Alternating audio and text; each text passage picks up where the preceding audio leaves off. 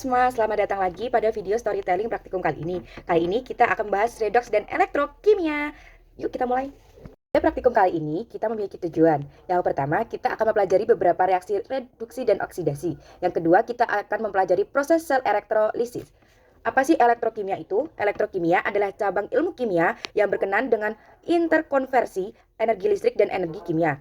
Proses elektrokimia adalah reaksi reduksi oksidasi. Pada reaksi ini, energi yang dilepaskan oleh reaksi spontan diubah menjadi energi listrik atau energi listrik digunakan agar reaksi yang non spontan dapat terjadi. Dalam reaksi redoks, elektron-elektron ditransfer dari suatu zat ke zat yang lain. Reaksi antara logam magnesium dengan logam klorida.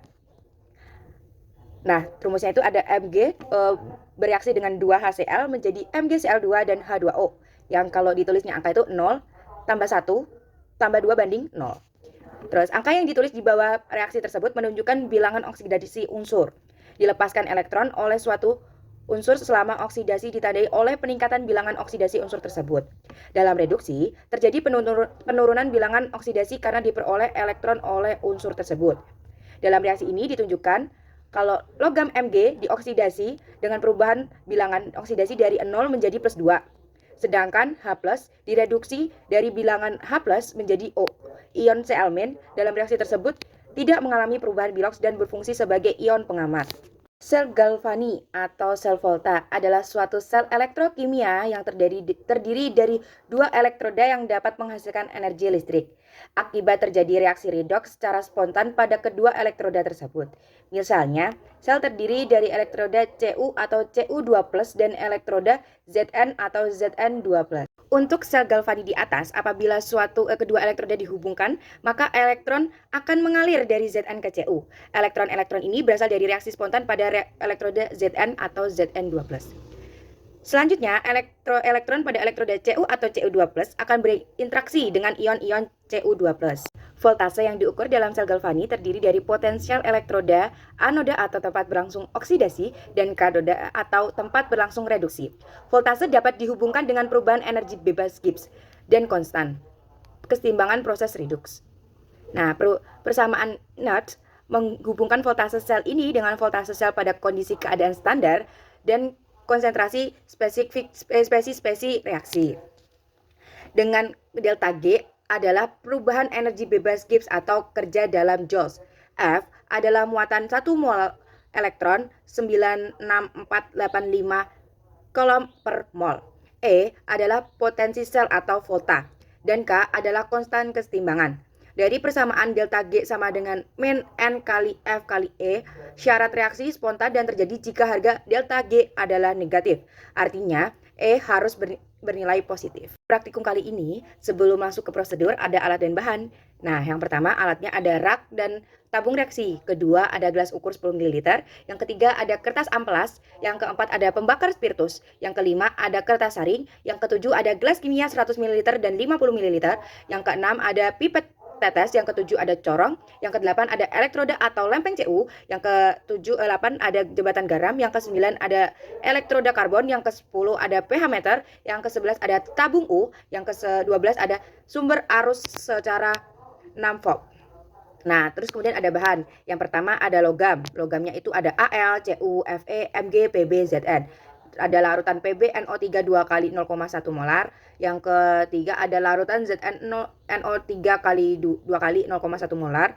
Larutan AgNO3 0,1 molar, larutan NaNO3 0,1 molar, larutan HCl 6 molar, larutan Ki 0,1 molar dan 0,25 molar, larutan H2SO4 1 molar dan pekat, larutan H2O2 0,1 molar, larutan amilum, larutan C2SO4 0,1 molar dan 0,1 molar, larutan ZnSO4 0,5 molar dan 0,1 molar, larutan FeCl3 0,1 molar, larutan Ki 0,1 molar dan 0,25 molar, ada indikator PP, terakhir ada CHCl3 atau CCl4. Yang pertama, kita akan melakukan reaksi redox. Memasukkan sepotong logam Al ke dalam masing-masing 2 ml larutan PbNO3 2 kali, ZnNO3 2 kali, AgNO3 dan NaNO3.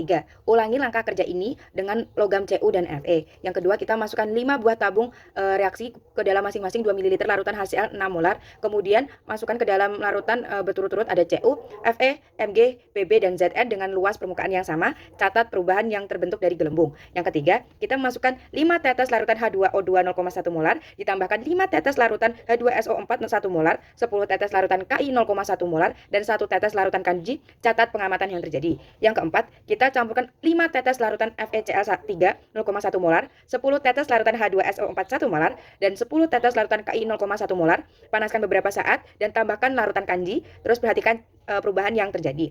Yang kelima, kita masukkan 2 ml larutan CuSO4 0,1 molar, 0,5 molar ke dalam suatu tabung reaksi, kemudian masukkan pula logam Zn, biarkan beberapa menit dan catat yang terjadi. Ujung sebaliknya dengan memasukkan logam Cu ke dalam larutan ZnSO4 0,5 molar.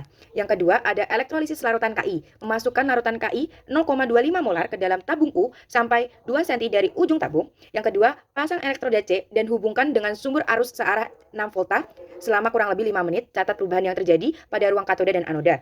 Yang ketiga, keluarkan elektroda dengan hati-hati dan catat baunya. Yang keempat, kita ambil masing-masing 2 ml larutan dari ruangan anoda dan masukkan ke dalam 2 buah tabung reaksi.